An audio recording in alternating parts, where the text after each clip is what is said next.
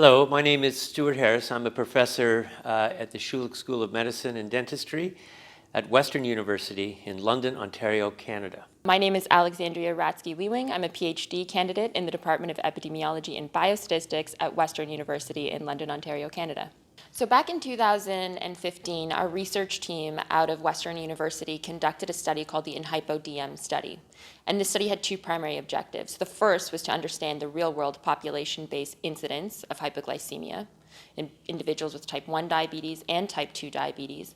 And among those with type 2, we were interested in those who were taking insulin and or insulin secretagogues. And the second objective was to understand the complex determinants that can influence self-management behavior. So these factors could be situational factors, environmental factors, and psychosocial factors. In addition to this, we wanted to understand how hypoglycemia impacted not just those with diabetes, but also family members and significant others of people with diabetes, and also healthcare providers, and try to understand what their perspectives and attitudes are around hypoglycemia and its management. So the study was a cross-sectional investigation. We conducted 3 surveys in these 3 target populations. So again, people with diabetes, significant others of people with diabetes, and healthcare providers. And these questionnaires were rolled out across Canada. Our main intention here was to leverage the methodological advantages of patient-driven data and participant-driven data. And this is extremely important within the hypoglycemia context because we know that there's patient underreporting within clinical encounters. There's also poor clinical documentation. And if we rely on randomized control trial data for hypoglycemia, we see that likely these are going to drastically underestimate what the actual real-world incidence rates are, given the selection bias of the populations that are investigated within these trials. What our study showed was that individuals with type 2 diabetes experience near comparable and equivalent rates of severe hypoglycemia as those with type 1 diabetes. In addition to this, we found that reporting behavior was a significant problem. Individuals oftentimes don't report their severe hypoglycemia events to their care providers, and those who don't report their severe hypoglycemia events are also at nearly a 2-fold increase in the risk of experiencing a severe hypoglycemia event.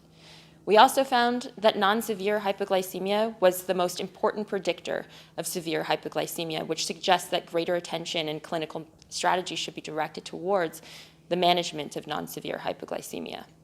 In addition to this, we found that significant others of those with diabetes not only identified a comparable burden of hypoglycemia, but they also corroborated this high incidence of hypoglycemia that occurs among people with diabetes.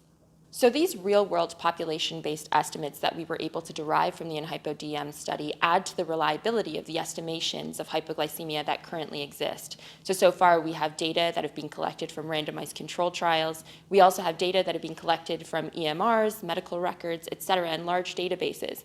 And this just adds to the totality of the evidence, but it certainly suggests that hypoglycemia is a much more important and significant problem than perhaps previously thought.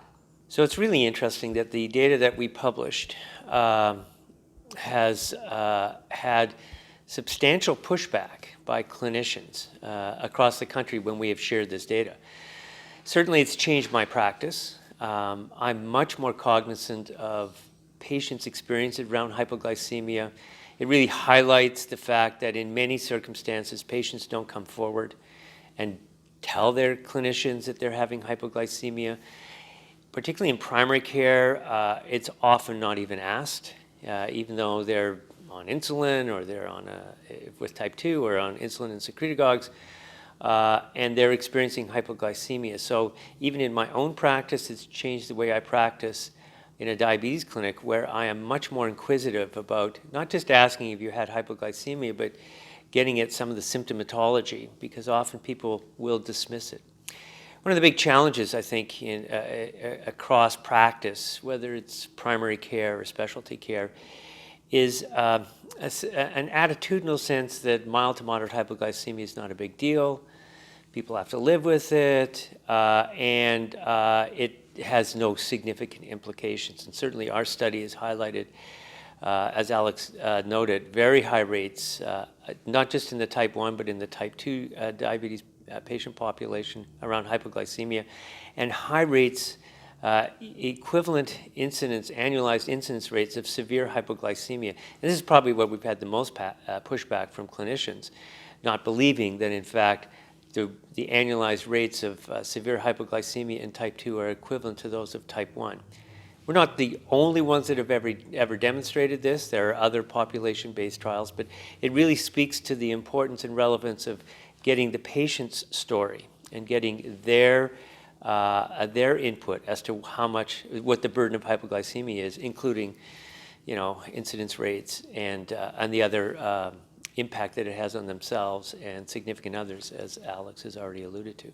So the next steps in building on the InHypoDM study, which focused on collecting real-world population-based incidence rates around hypoglycemia, will be to focus on understanding the patient-reported experience of hypoglycemia and coming up with improved measures of capturing patient-reported outcomes in hypoglycemia.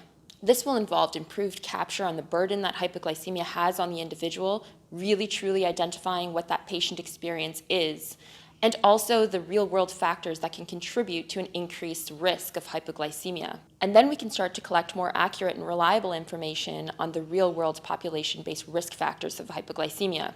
Once we can ascertain the risk stratification of hypoglycemia risk, then we can create and develop more improved diabetes care interventions. So the impact of these particular studies really highlights the need to increase awareness around hypoglycemia, particularly amongst clinicians who traditionally have undervalued and underappreciated not just the amount of hypoglycemia that's taking place in real practice, but the burden it has on both patients and their significant others.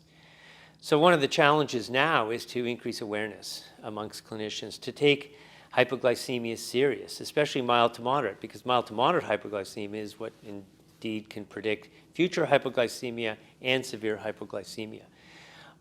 So we're delighted to be able to participate in these kinds of activities as an effort to try and increase awareness and bring hypoglycemia back to the conversation, bring hypoglycemia back to the clinical encounter, so clinicians are much more aware that it's happening, are trying to understand it, and can potentially offer newer, safer therapies that may help reduce the burden moving into the future.